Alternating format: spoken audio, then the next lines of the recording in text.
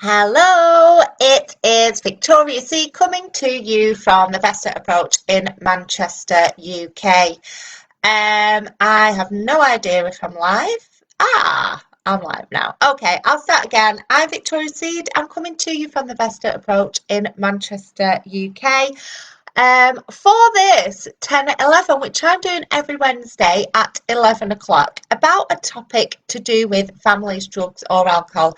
So I help professional women who are living with somebody who is experiencing problems with drugs and alcohol.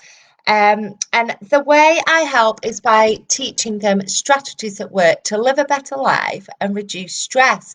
So today, what I'm going to talk about is the natural consequences of substance use, and why your loved one needs to experience them in order to make a change. And I'm going to be giving you 3 tips of how to allow somebody to experience those consequences, and also a little bit why it's important as well.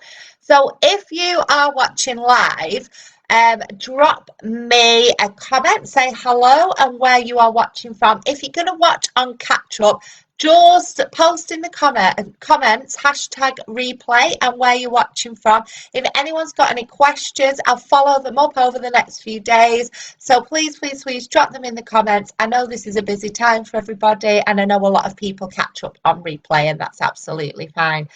So let's get to it. The way these sessions work is that we have a 10-minute teach and then some Q&As if there are any questions. So if anyone needs to shoot off, they're more than welcome to shoot off after the teach. Okay, so let's get going. So basically, your loved one is not going to change if they do not experience the natural consequences of their drug or alcohol use. And what I mean by that is, if in order for somebody to really initiate a change, they have to experience those consequences. So things like, but if they're going to miss work because they're under the influence, then you may be stopping them from experiencing that consequence if you are ringing in sick to work for them, for example. So, in my work with clients, we focus on tipping the balance, and that is kind of the basis of all my work, really. And how we do that is by making sober more attractive than being intoxicated. Okay, so while somebody is getting intoxicated and not experiencing any consequences of that, or very few consequences, maybe because you are unknowingly making it a little bit easier for them to use their substance, they're not going to change. That balance has to be tipped. Okay, so sober has to be more attractive than being intoxicated, and I'm going to tell you a few ways of how you can do that now. So first of all, number 1, look at all the ways that you've been helping your loved one, and then write them down. Just write a big long list. And then against that list, think about which of those strategies or helpful behaviors have genuinely been helpful, as in you are helping somebody do something that they are unable to do themselves. So that is what helpful is. Or might they have been enabling, which means you're doing things to somebody that as an adult they should be doing themselves. So I'll say that again.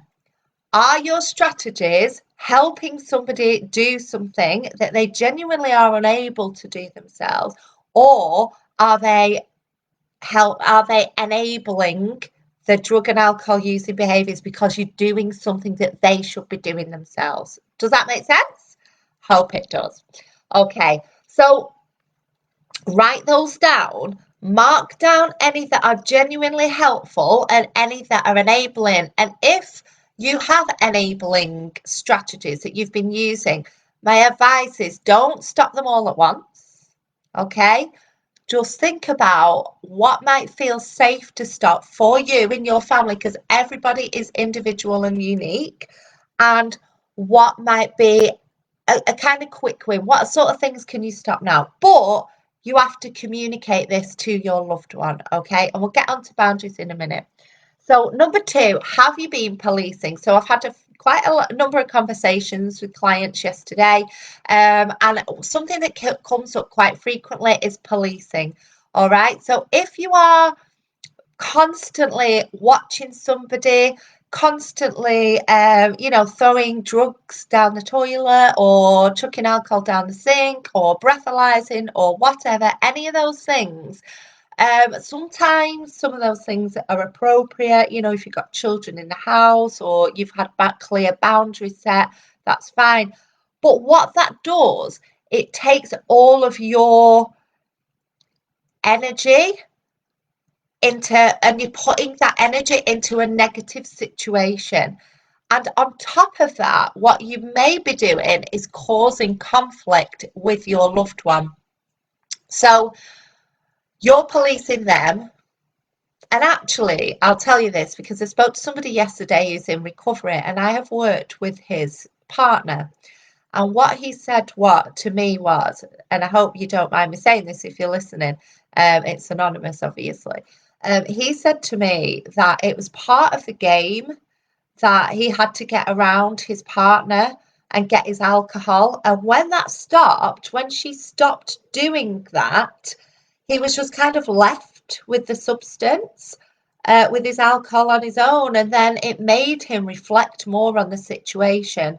So all of that policing, all of the kind of, the enabling, all of those things, they're making it easier in a way to get them to drink, because conflict is an excuse for using a substance. You're using all your energy. I don't want you to do that. I want you to save your energy to work on strategies that work for your own well-being and to help change and influence the environment and in turn that should influence the person who is using the substance to change. And believe me, more often than not, if you follow this advice, it will do that. Your loved one is very, very likely, not always, but most of the time, to stop or abstain, or at least think about changing their substance use when you work with me and you follow these strategies.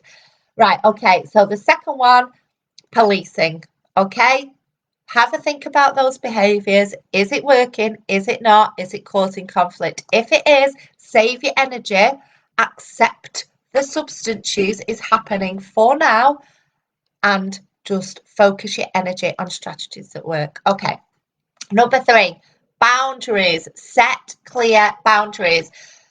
Because if you don't know what your boundaries are, your loved one doesn't know what they are. So my suggestion to you is think about what boundaries you have in place, what boundaries you want, what is your bottom line, what are the absolutely must not do's, because that's really important. Like, what will you absolutely not accept? What will you accept? And amongst that, what will you accept? What I want you to have in there is that you are accepting that your loved one uses drugs and alcohol for now, to save your energy and to reduce the conflict, okay? And then also, what can you compromise on? So what will you accept? What won't you accept? And what might you compromise on? And the compromise is all about you having a conversation with your loved one about the boundaries that you want to have in place. And you are more than entitled to have personal boundaries, to have boundaries within your home, okay? So don't worry about it. If you come and work with me, I can help you with it. You can join my free group and I can help you with this as well. But yeah, you must communicate your boundaries to your loved one, because if you don't, they don't know what you want. Okay, and it's not just communicating it once, you have to be like a broken record. So you are literally telling them and reminding them all the time. And I always say it's kind of like with toddlers or puppies, but I'm not implying at all that your loved one is like that, but it is literally retraining the way that you and your loved one are working together, with this situation. Okay, so to summarize, number one, are your strategies helpful or enabling? Make a list, mark them down, think about what's safe to stop. Number two, have you been policing? Can you stop that behaviour? Because that will reduce your conflict and your stress, and also not provide an excuse for your loved one to use their substance. Number three, set some boundaries. What will you accept? What will you not accept? What will you compromise on? And communicate these boundaries when your loved one is sober, not when they are intoxicated. No. No, no, no. We'll get onto that another day. Okay, so if this has been useful to you, you can sign up to my VIP waitlist for my brand new course, Start Thriving and Reclaim Your Life from a Loved One's Addiction. It is £99 and I will post my waitlist in the comments for you. It's for any women that are living with a loved one's substance use, okay? And it's brilliant, and it's going to take you through these strategies systematically so that you can implement them in your own time, at your own pace, in your own home, and it's really, really good, I promise. So get on the VIP list for that. You're not signing up for anything, you're literally just signing up for notifications about when it goes live, and you will also receive a bonus. If that isn't for you, I have some one-to-one availability at the moment, so please, please, please message me, and we will arrange a friendly chat to discuss your situation. Okay, have a great day. Hope it's been useful. See you soon. Bye.